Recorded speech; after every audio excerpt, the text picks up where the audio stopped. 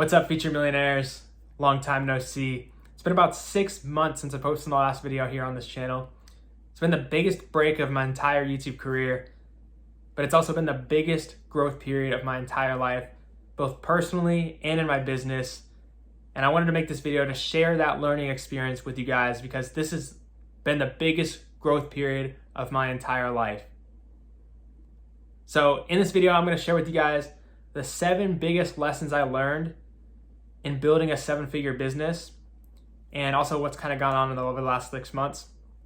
These 7 lessons are huge, and I think this video may be one of the most valuable videos you guys have watched in the entire last year if you actually listen to these 7 things and implement each of them, because they have completely changed my life. Since the last time I made a video, I think I grew my agency from around $20,000 a month to now $77,000 a month. But more importantly, we are set up to scale because I have a massive team in place of 8 people, and we are growing every single day, and we are taking over the car dealership market. That's our niche, by the way, if you didn't know that. And over these last 6 months, some of the biggest things that I've done: gone to a mastermind in Mexico. That was huge and freaking awesome. Beaches were amazing there. I did a 1-month road trip with my wife where just literally left our house. We went to like 5 different cities in multiple states across the US, and even met up with one of my clients. I won a 2 Comma Club award, the ClickFunnels 2 Comma Club award, for my core 6-figure agency. And I've built an amazing team in my agency that I'm super grateful for. If you're watching this right now, really appreciate you. So like I said, what I want to share with you guys in this video is the 7 biggest lessons I learned in building a 7-figure business. And let's just get right into it. Screw it. And I want to mention that these apply to any business, not just a marketing agency. They apply to any business and are huge. The first lesson is, as soon as you get money, leverage it. I noticed a lot of people, and even myself at times, we try to save a little bit too much money, which is totally good. You do want to have a security net. Or they try to invest it, or they get kind of greedy and just try to spend it on a bunch of things that you don't really actually need. Take that money and reinvest it back in your business. That is the most valuable return on investment you can get. It's way more valuable than investing in the stock market or investing in the cryptocurrency. I'll tell you right now, and yes, you could, if you were making a 6-figure income, you could take, $5,000 a month and invest that in a cryptocurrency and build wealth that way. That's totally fine, but all I'm saying is pick one or the other. You can't be a great investor and a great business owner at the same time. You can't become 2 of those at the same time. You got to pick one or the other. So pick one. I chose the business route because I believe that's the way better long-term route. And I believe that, if you really want to be a good investor, you need at least $1 million in the bank, preferably 10 million plus. So that's not where I'm at right now. So I want to build that up first, and I want to become a great business owner. But back to the point, as soon as you get money, leverage it, because that is how you get exponential growth with a business. The 3 ways you can leverage your money the most effectively in a business is: 1, paid ads, because instead of doing manual outreach, you pay money for people, tons and tons of people, to see your advertisement, and you get people in that way. It's just way more efficient than manual work. The second way is team members, so hiring people to do the work for you. And then the third thing is coaching, and that's becoming a better person and just learning and growing your character traits and growing your skills.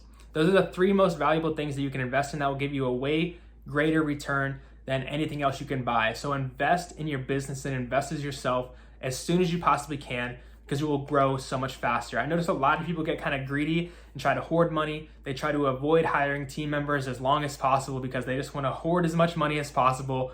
But you will grow much, much faster if you leverage the money that you get as soon as you get money, okay? That's how you make money, earn you more money. That's the first very big lesson that you guys need to really take into account.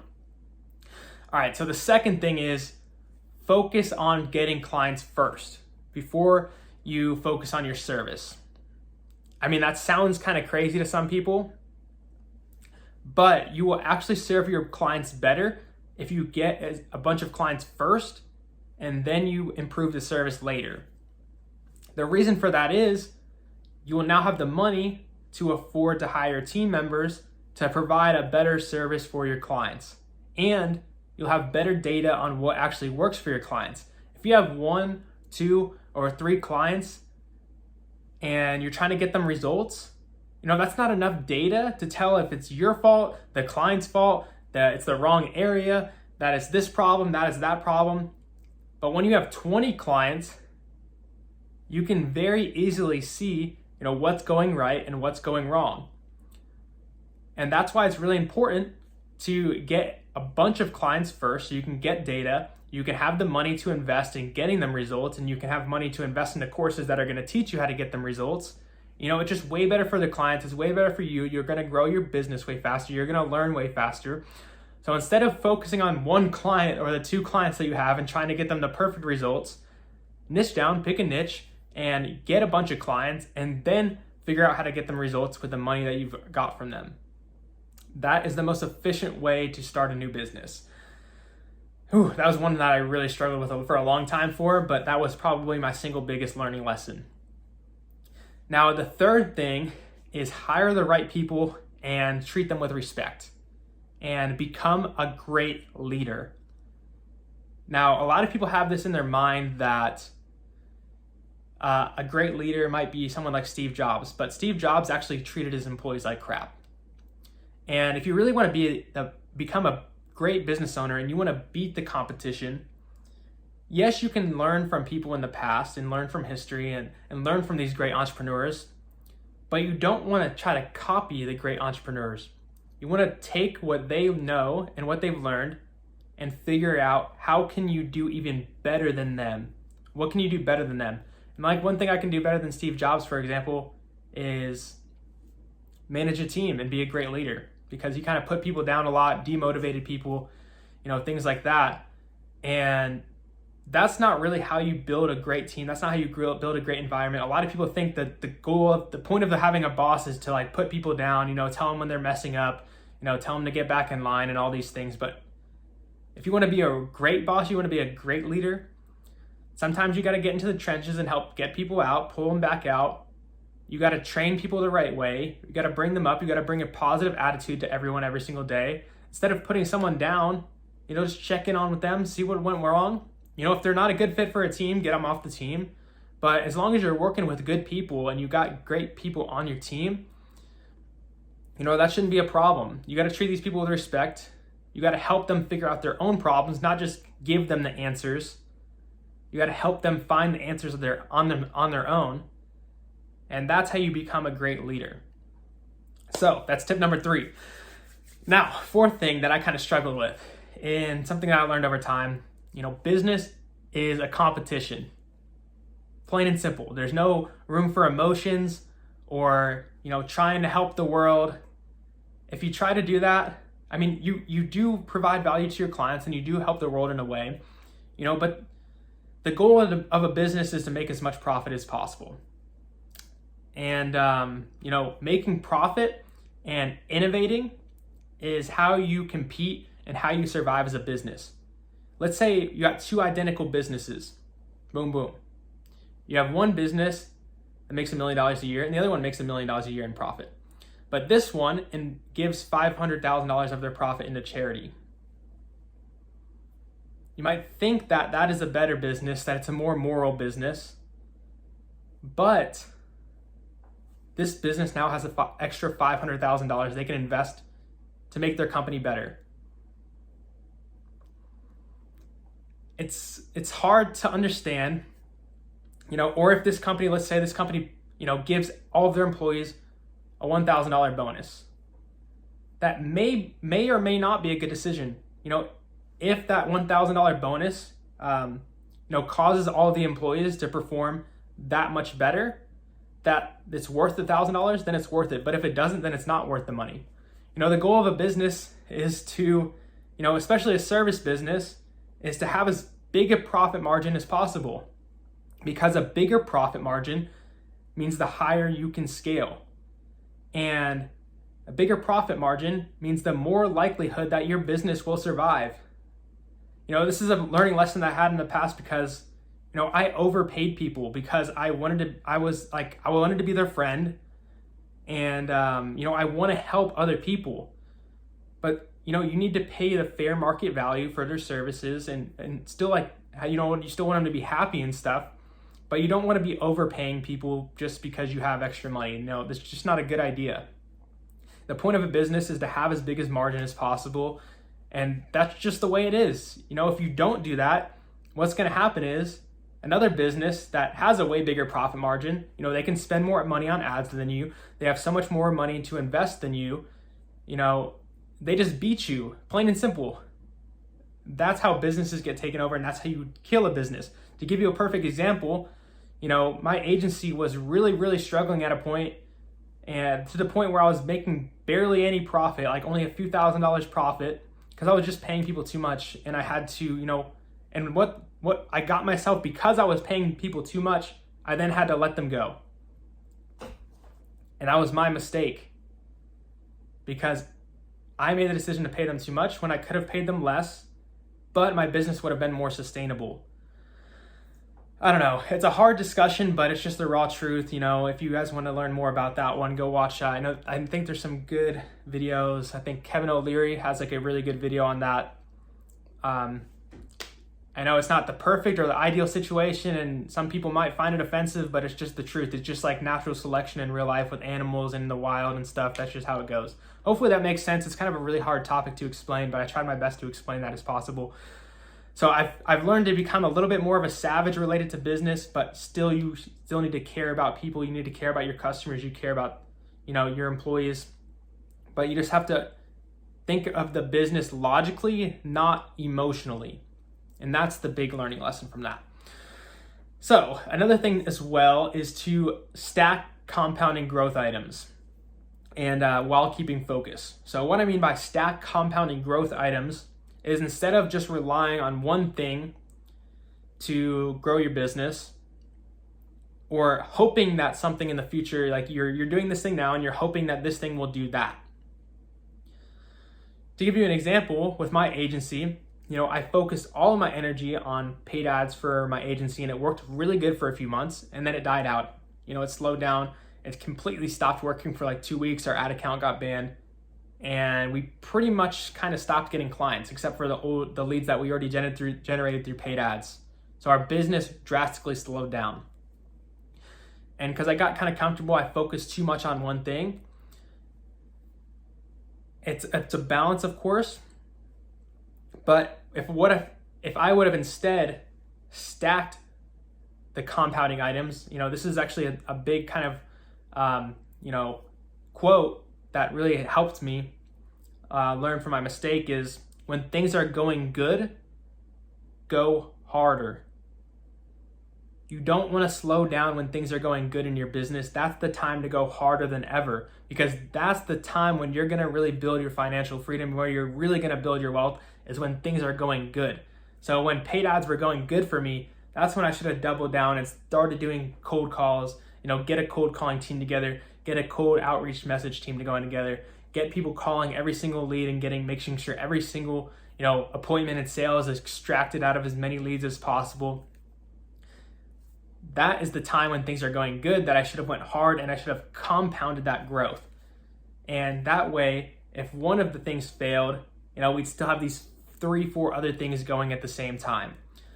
Now it comes with a caveat that it's a balance. If you try to just add a ton of shit, let's say you do 10, 20 different things, and you all do them 1/10 effective, and you do it all half-assed, nothing's gonna work, right? And that's or if you're gonna try to start 2 different businesses at once, that's just stupid. Don't do that. But it's a balance. And that's everything in life. It's a balance between, there's not one right or wrong 90% of the time. Everything in life is a balance. So focus, but also, make sure you got, try to stack compounding growth items. For example, I should have stacked my paid ads, appointment setters. We're working on that now, but if we would have done it earlier, we'd be growing exponentially right now instead of linearly. All right, so 6th point is know your numbers and work backwards, and volume over perfection. What do I mean by know your numbers and work backwards? A lot of agency owners starting out, they don't know their numbers. They don't know how many clients they need to contact to get a sale. They don't know anything. And so what happens is, they contact one business a day, which is just ridiculous. And it takes them forever to get a client. Well, why do you think? One, you're contacting one business a day. And secondly, because you're contacting one business a day, you're not getting very good at sales. You're not getting very good at, building a skill of getting people to reply to you. So instead of like that, why don't you try contact 100 businesses a day and see what happens then? Or contact 200 businesses a day and see what happens then. Up those numbers and keep track of the data. So as soon as you close, 3 clients, okay, now you start to figure out, okay, it takes me to contact 100, for every 100 clients that I send a message to, I get, 5 appointments and I get 1 close. Now you know your numbers. Now all you know is, okay, for every 100 people I reach out to, I'm gonna get a close. So let's bang out another 100 tomorrow and another 100 tomorrow. And then you're gonna close a client on average every single day. It's literally that simple. Just know your numbers and work backwards from there to figure out how many outreaches you have to do, or whatever the smallest task is to get what your end goal is. Just work backwards, figure it out from there. And then, after you got a little money, let's say for example, then hire someone else to do the outreach for you, those 100 outreaches a day. And then hire 3-4 people to do those 100 outreaches a day. Now you're closing 4 clients a day. That's how you scale, is by knowing your numbers and leveraging the money that you then have. All right, so tip number 7. I got my notes down here. That's why I'm looking down if you're wondering. Going from 6 to multi-7 figures, it becomes your job to do as little as possible. Because what happens as you go from 6 figures to 7 figures is pretty much every step of the way, you become the bottleneck of the business. Because you're the one that, when you started out, you might have done everything. You might have done the fulfillment, you might have done the sales, the outreach, like literally everything. And so what happens is, if you don't start hiring other people, you become the limiting factor in the business's growth, because you can only have so many hours of the day to spend doing the client's fulfillment, to spend doing the sales. And so what you have to do to scale from 6 to multi-7 figures is figuring out is how you can do as little work as possible and your business still runs and grows itself. And that's how you service your business, because then you're able to look at the bigger picture and you're able to innovate and think outside the box and come up with other things that nobody else can think of because they're so caught up in the weeds. It's literally your job to take yourself out of the business so you can scale. And what actually happens with this, funny enough, is as long as you hire the right people, the people that you hire end up doing a better job than you could do yourself, because you're used to doing so many different things. Because let's say, for example, you hire a sales rep, and maybe at first they're not as good as you are, but after 3 to 6 months, they become better than you are. Why does that happen? Well, it happens because they're doing sales reps, they're selling 8 hours every single day, and that's the only thing they do. They're literally just taking phone call after phone call and selling. Whereas you may need to spend like 2 hours doing outreach, and then 2 hours doing sales calls, and then 3 hours doing fulfillment, and then 1 hour doing admin work, and then a bunch of random stuff. So because they're focused on one thing only, they get better than you. And now you free up your time to focus on the next thing. And then you hire someone for, the fulfillment. And then you hire someone to, do the outreach. Not in that specific order, but you guys get what I'm saying.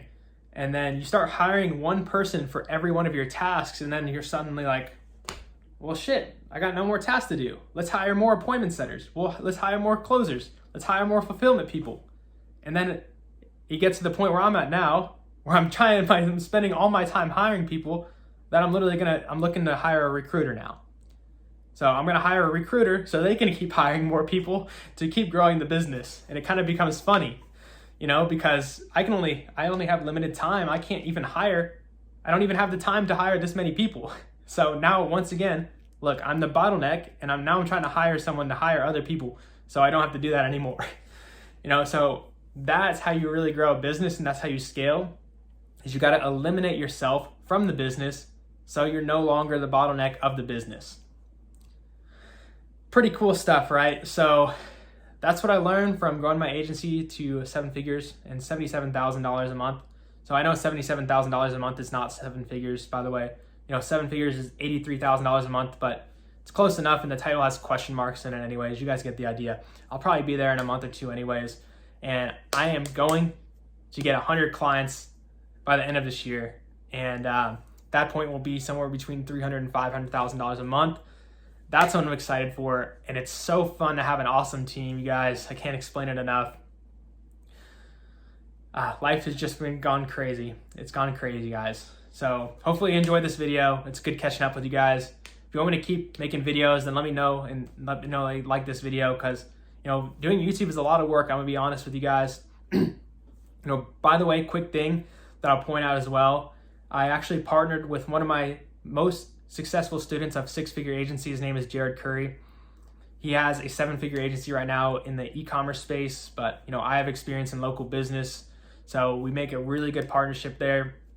I brought him on to take over the 6-figure agency course and program because I'm fully focused on this car dealership agency right now.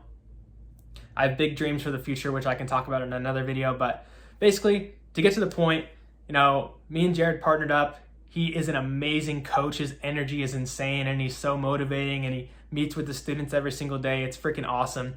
So we made a special program called 6-Figure Agency Elite, where he coaches those students every single day at noon Central Time, I think.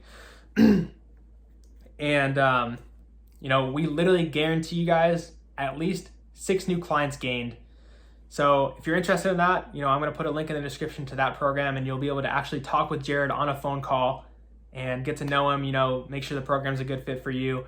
And like I said, we guarantee you at least 6 new clients. And now, of course, we have some requirements that you put in the work, and we have like a list of this, and like a few things like that you have to do. For example, attend every call.